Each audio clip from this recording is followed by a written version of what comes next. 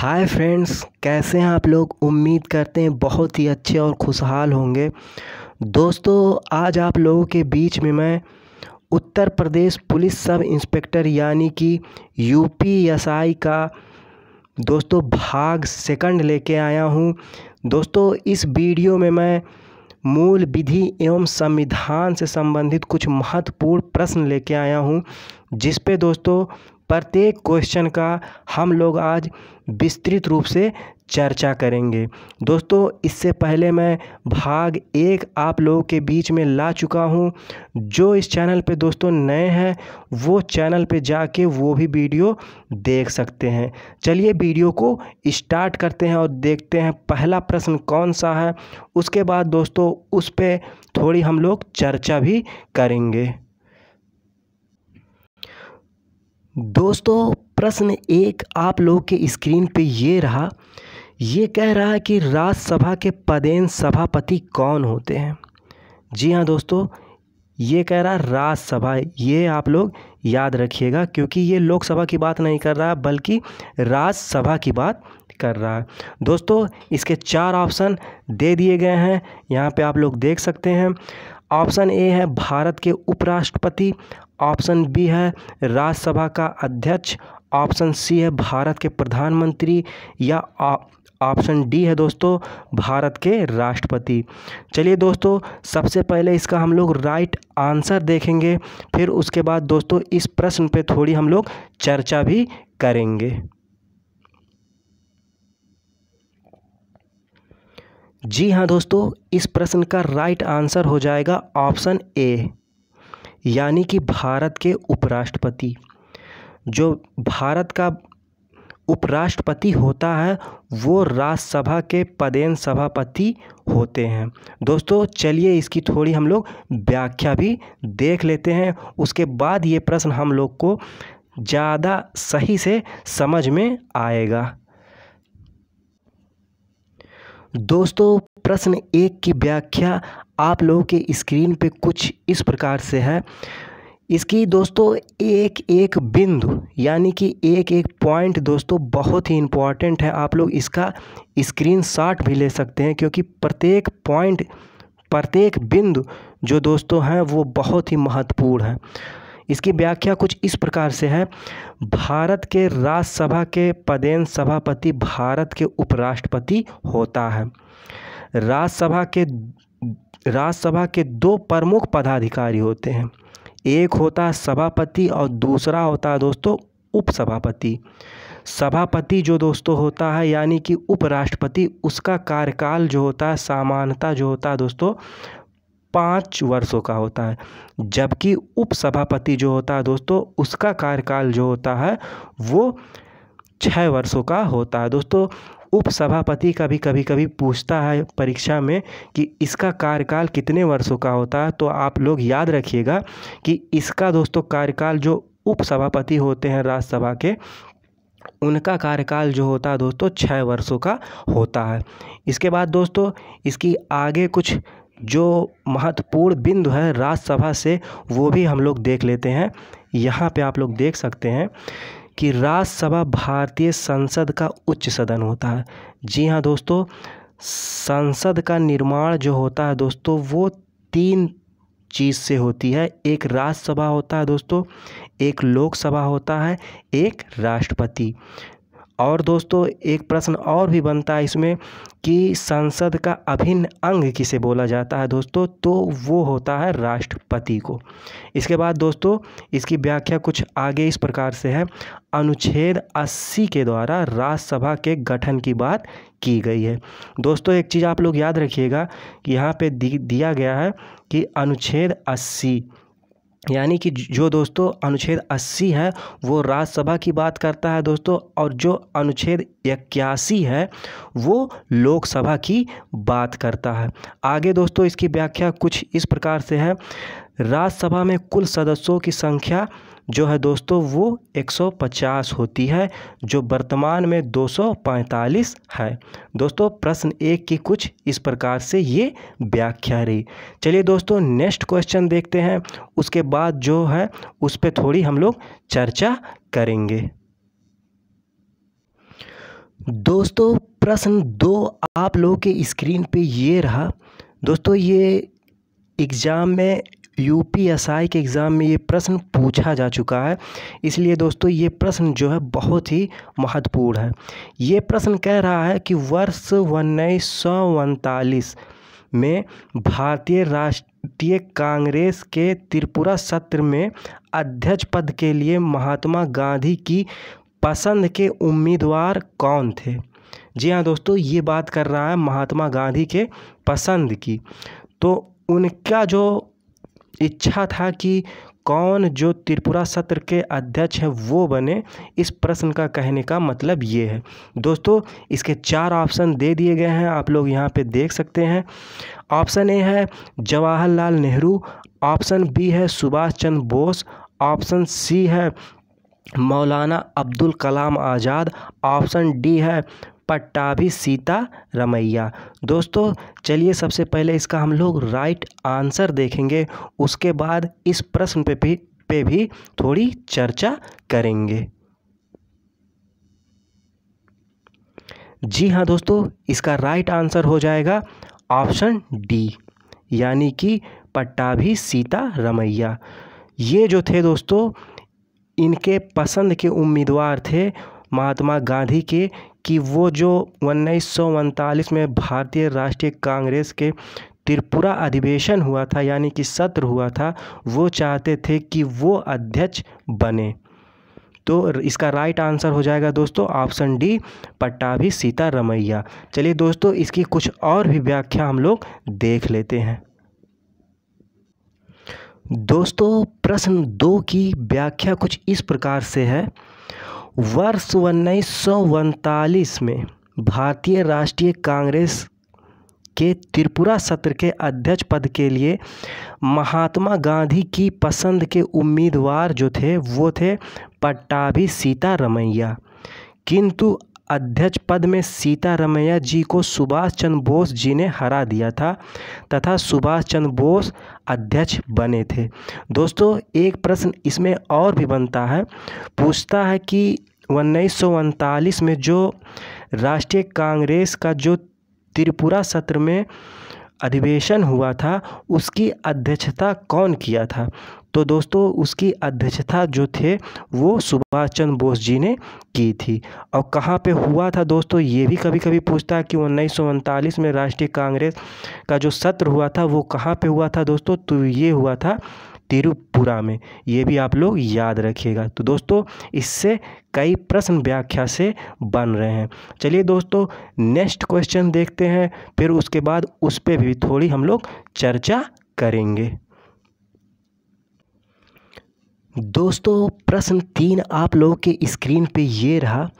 ये कह रहा है कि भारत में साइबर अपराध के लिए समर्पित सर्वप्रथम पुलिस स्टेशन सन 2001 में किस शहर में खोला गया था। जी हाँ दोस्तों, ये पूछ रहा है कि साइबर अपराध को से समर्पित जो है दोस्तों पुलिस स्टेशन 2001 में किस शहर में खोला गया था। ऑप्शन ए है चेन्नई, ऑप्शन बी है हैदराबाद, ऑप्शन सी है नई दिल्ली, ऑप्शन डी है बेंगलुरु। दोस्तों चलिए इसका राइट आंसर देखते हैं, फिर उसके बाद आगे बढ़ेंगे। दोस्तों इसका राइट आंसर हो जाएगा ऑप्शन डी, यानी कि बेंगलुरु। बेंगलुरु शहर में दोस्तों सबसे पहले साइबर अपराध के लिए समर्पित सर्वप्रथम पुलिस स्टेशन 2001 में खोला गया था। दोस्तों ये जो सन दिया है ये भी इम्पॉर्टेंट है, कभी कभी ये भी पूछ सकता है, तो इसे भी आप लोग याद रखिएगा। दोस्तों इसकी कुछ व्याख्या भी इस प्रकार से है, आप लोग स्क्रीन पे देख सकते हैं। इसकी व्याख्या भी वही है दोस्तों कि भारत में साइबर अपराध के लिए समर्पित सर्वप्रथम पुलिस स्टेशन सन 2001 में, यहाँ पे दोस्तों ये बहुत इम्पॉर्टेंट सन है, इसे भी आप लोग याद रखिएगा, में बेंगलुरु शहर में खोला गया था। चलिए दोस्तों नेक्स्ट क्वेश्चन 4 देखते हैं, उसके बाद उस पर भी थोड़ी हम लोग चर्चा करेंगे। दोस्तों प्रश्न 4 आप लोगों के सामने स्क्रीन पे ये रहा। ये कह रहा है कि जिस केंद्र शासित प्रदेश की अपनी विधानसभा नहीं होती है उसके प्रशासन का दायित्व किसका होता है। दोस्तों ये प्रश्न बहुत ही महत्वपूर्ण है, आप लोग इस पे थोड़ा सा ध्यान दीजिएगा। ये कह रहा है कि केंद्र शासित प्रदेश जिसकी अपनी विधानसभा नहीं होती है। दोस्तों जैसे भारत का जो है दोस्तों वो भाग जो होता है 2 भागों में बांटा गया, एक होता है राज्य, एक है दोस्तों केंद्र शासित राज्य। तो दोस्तों ये कह रहा है केंद्र शासित प्रदेश जिसकी अपनी विधानसभा नहीं है उसका दायित्व प्रशासक किसका होता है दोस्तों। तो इसके 4 ऑप्शन आप लोगों के सामने स्क्रीन पे दे दिए गए हैं। ऑप्शन ए है उपराज्यपाल, ऑप्शन बी है निकटतम राज्य की सरकार, ऑप्शन सी है राष्ट्रपति, ऑप्शन डी है राज्यपाल। चलिए दोस्तों इसका सबसे पहले राइट आंसर हम लोग जानेंगे, उसके बाद इस पे थोड़ी हम लोग चर्चा भी करेंगे।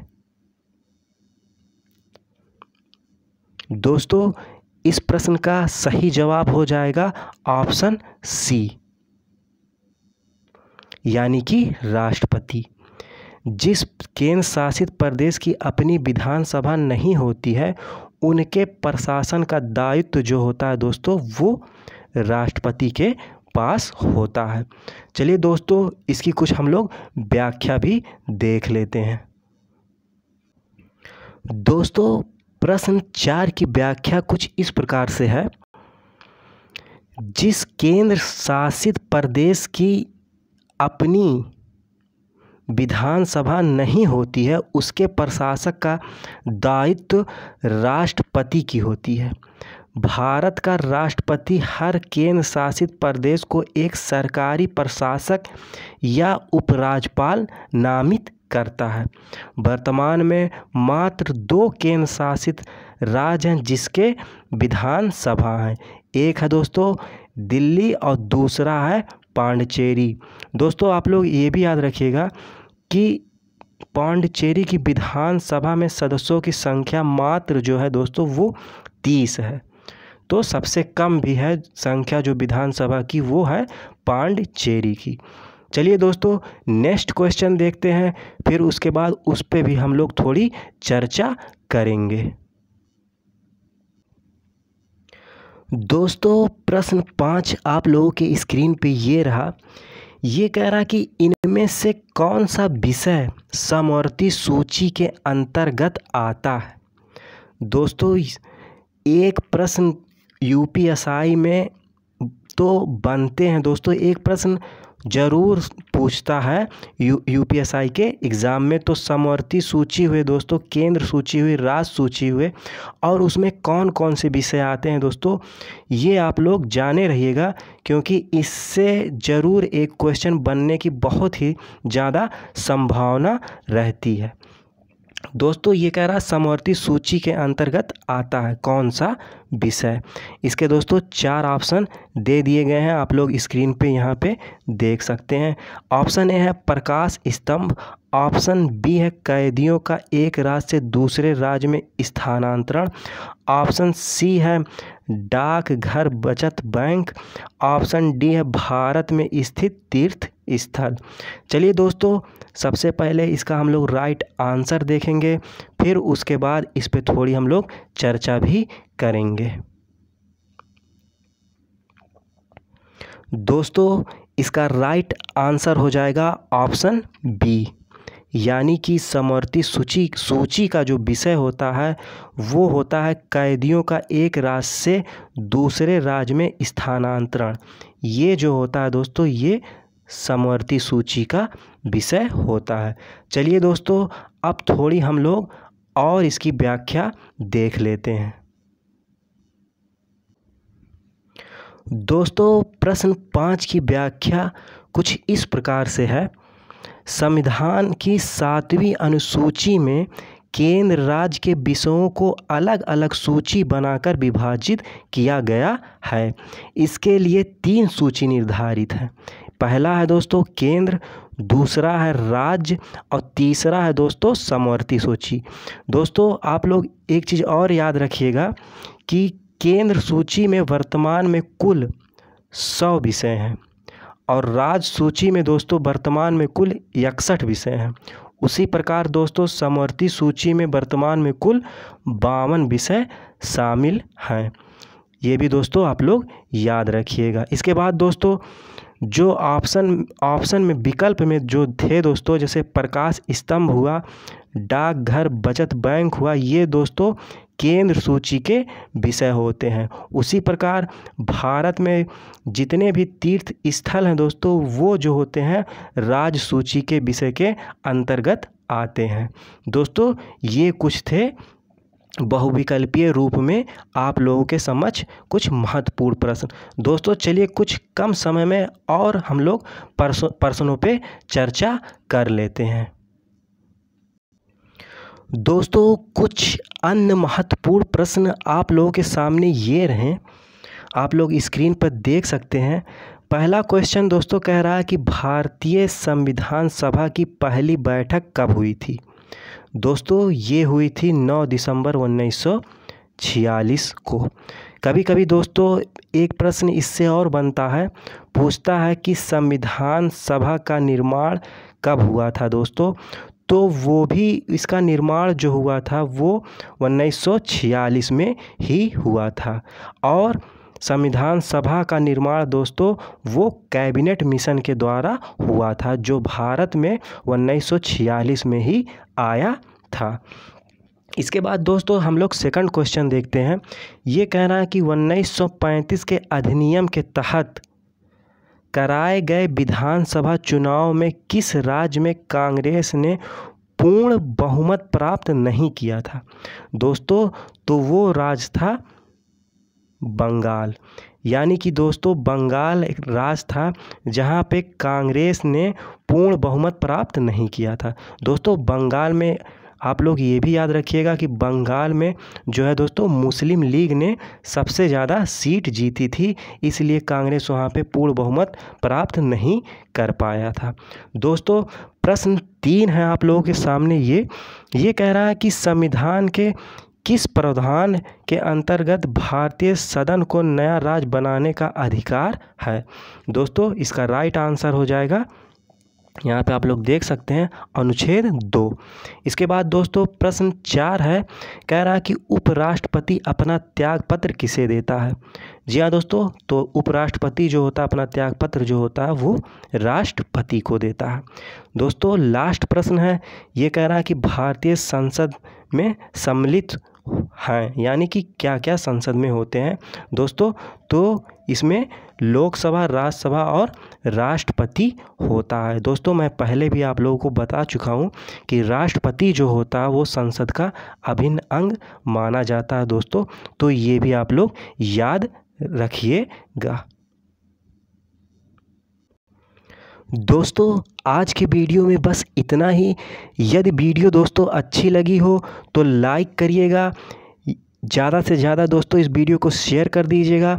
जो इस चैनल पे दोस्तों नए हैं इस चैनल को सब्सक्राइब कर लीजिएगा दोस्तों, क्योंकि मैं समय समय पे ऐसे ही कुछ और भी महत्वपूर्ण वीडियो दोस्तों मूल विधि एवं संविधान से संबंधित आप लोगों के बीच में दोस्तों लाता रहूँगा, जिससे आप लोगों की तैयारी दोस्तों यूपीएसआई की अच्छे से हो सके और आप सरलतापूर्वक परीक्षा पास हो सकें।